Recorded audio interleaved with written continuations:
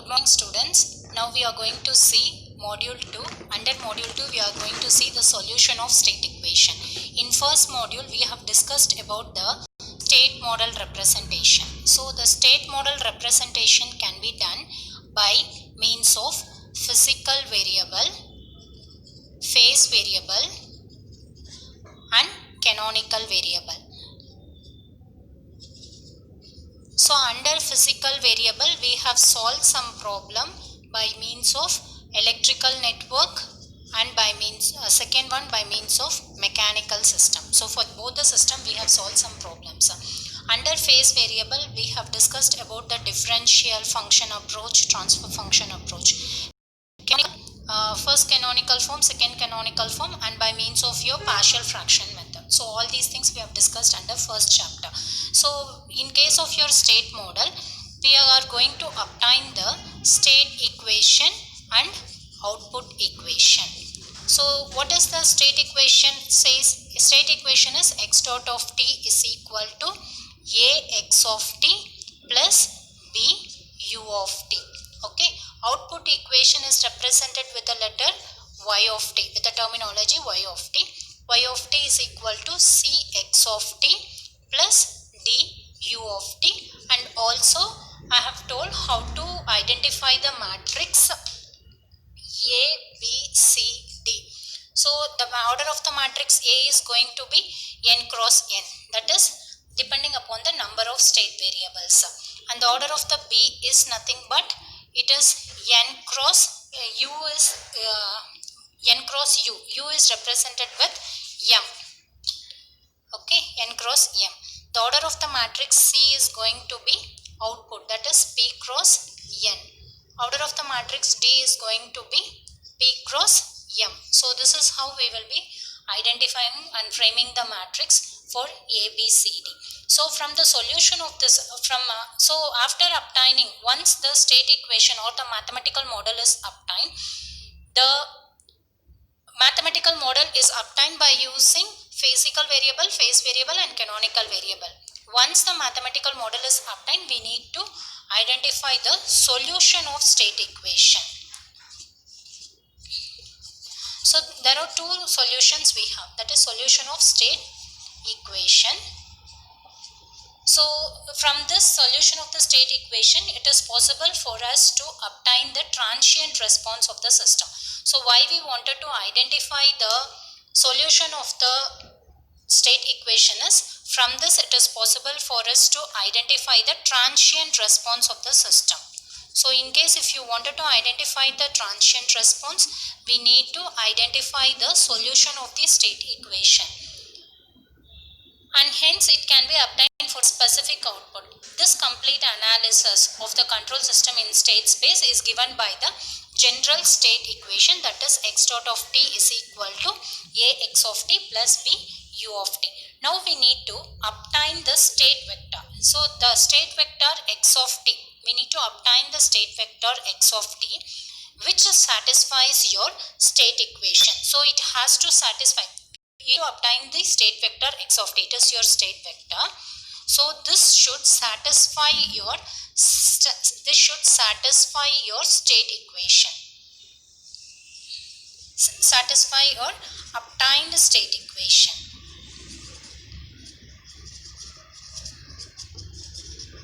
Okay, so once it is obtained, then the solution of the state equation can be identified.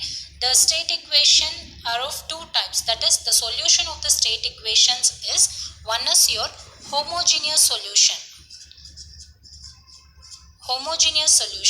and the second solution is non-homogeneous solution. So how we are going to obtain whether it is a homogeneous solution or non-homogeneous solution means based on the input used. Okay, now we'll see in detail about the solution of the homogeneous, that is different types of equations, types of state equation.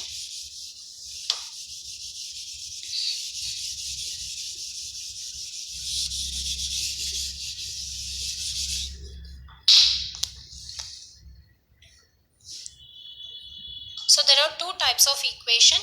One is your homogeneous equation and second one is your non-homogeneous equation. The types of solution of state equation depends on whether we are going to give the input or not. Suppose if you are giving input, then it is called as your, if your input u of t is 0 means it is nothing but your homogeneous equation. Suppose if your input is present, then it is called as your non-homogeneous equation. So this homogeneous equation is also called as unforced solution. So the solution obtained by using homogeneous equation is called as your unforced solution, and the solution obtained by using non-homogeneous solution is forced solution. Okay, so in case of your homogeneous solution, the input applied u of t, in case of homogeneous, the input applied u of t is going to be 0. Whereas in case of non-homogeneous system, u of t is not equal to 0. This is the only difference. There are two types of solution we are going to obtain. One is your forced solution, another one is your unforced solution. The unforced solution is obtained from the homogeneous equation, and the forced solution is obtained from non-homogeneous equation. In case of your homogeneous equation, the input present u of t will be equal to 0. That is, the input is equated to 0. Whereas in case of non-homogeneous equation, the input will be present. Hence, driving force is obtained by using the initial condition to produce your output. For example, initial change across the capacitor. You can consider, when you consider the there are two types of system. One is your system with memory, as we discussed in your first chapter. There are two types of system. One is your system with memory.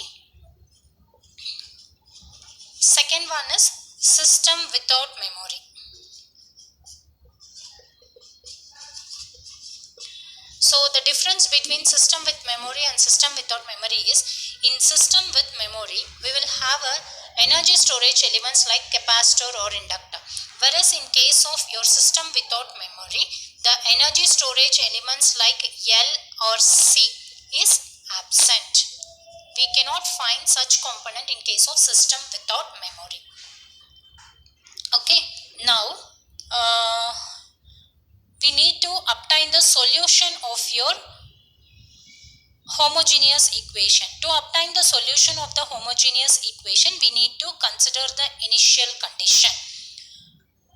Consider your state equation. Consider your state equation. X dot of t is equal to a x of t plus b u of t.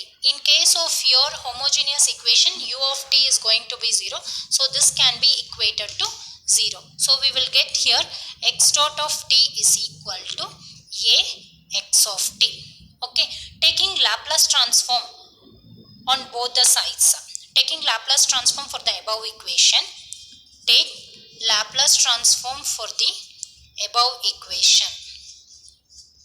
So when you take a Laplace transform for the above equation, you will get s into x of s is equal to a x of s. From this we can identify x of s is equal to x of s into s I minus a is equal to x of 0.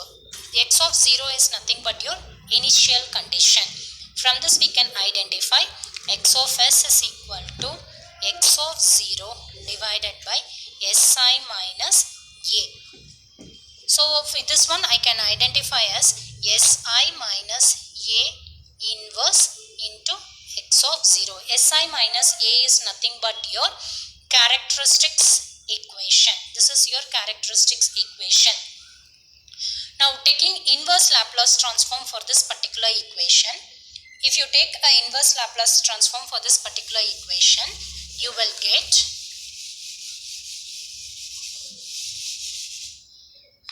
so for this particular equation we need to take an inverse Laplace transform. So taking Laplace inverse,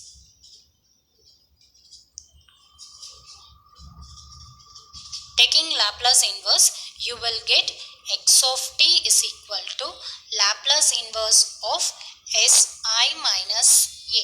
Laplace inverse of Si minus A inverse into x of 0. So here I can write x of t is equal to e to the power of at into x of 0, where e to the power of at is nothing but your state transition matrix. State transition matrix, and for whose matrix will be n cross n matrix. This is how you need to obtain the solution of your homogeneous equation. Thank you, students. Good morning, students. Now we are going to see module 2. Under module 2 we are going to see the solution of state equation.